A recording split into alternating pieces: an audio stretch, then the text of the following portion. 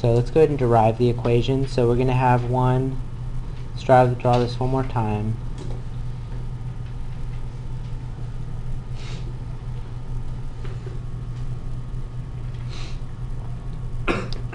Send in some light. It's some wavelength, lambda. Okay, let's go back here. This is what we often call the screen. This would just be where the light projects onto. So let's start defining some variables. So this is, we're going to call L.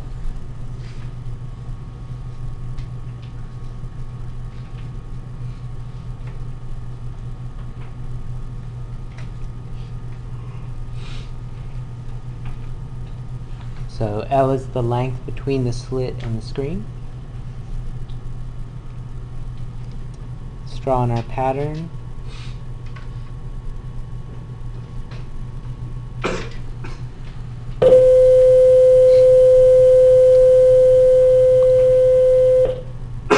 This we're going to call X. X is the distance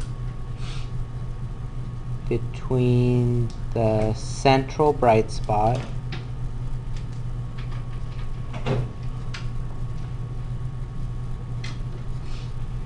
and we also call these fringes. You'll hear the word fringe. So the central bright spot or the central bright fringe and the nth order bright fringe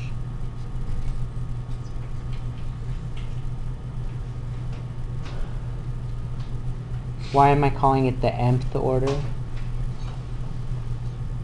Any ideas?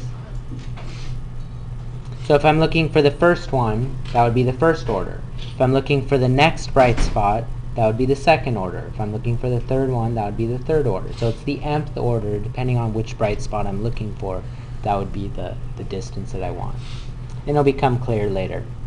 Alright, so let's actually look at a relationship here. So if I were to draw from the center to the center, and from here to here, I could draw a nice little triangle, right?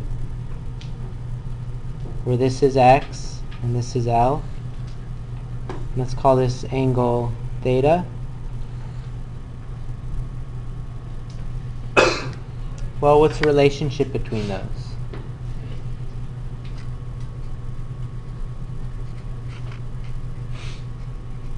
Tan theta equals x over L. Nice relationship. It's a nice triangle. Okay. I'm going to draw another triangle. Now remember, where this first order is, this is coming from a couple waves. One wave on the top,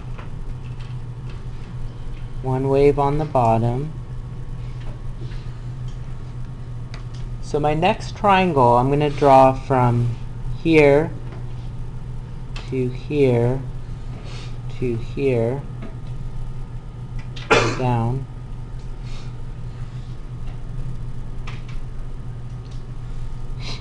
And this is my right angle right here.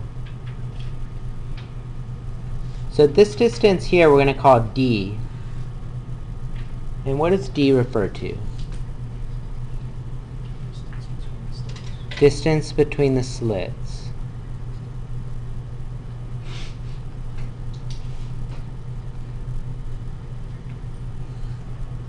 Okay, the distance between the slits. And usually we just say center to center. Now this, I don't know if you can see it from this picture, but what is this side going to be from here to here? Maybe you can't see it. This is exactly one full wavelength. So remember, this one traveled farther, the bottom one travels farther, and so this end of the triangle is exactly one full wavelength. Okay? Now as it turns out, this angle here, this theta, is the same as this theta. So the angle right in here and the angle right here are both the same angle theta. I'm not going to go through the geometry. You can think about it. It's one of those similar triangles things and figure out that those two angles are the same. So so actually let's define this. So lambda is the wavelength.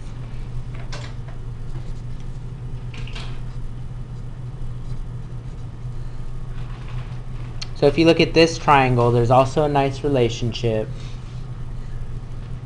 What would we use here? If this is my right angle, what's the relationship between these three?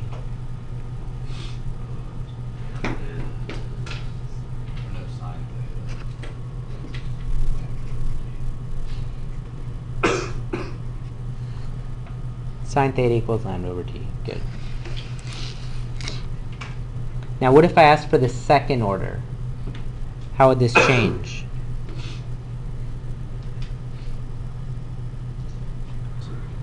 Two lambda over d. What if I ask for the third order? 3 lambda over d. Okay, so we're going to write this as m,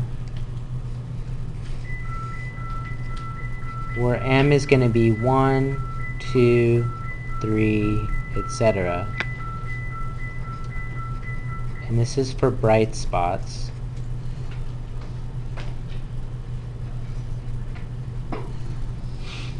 Okay, so if I asked for the second bright spot, you'd use 2 lambda.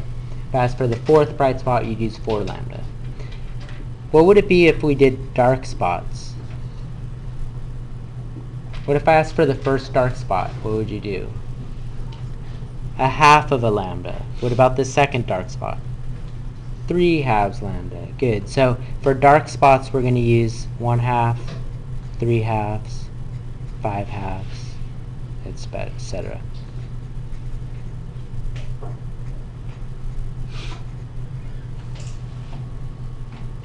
Okay, this is the big equation for the unit, this one right here.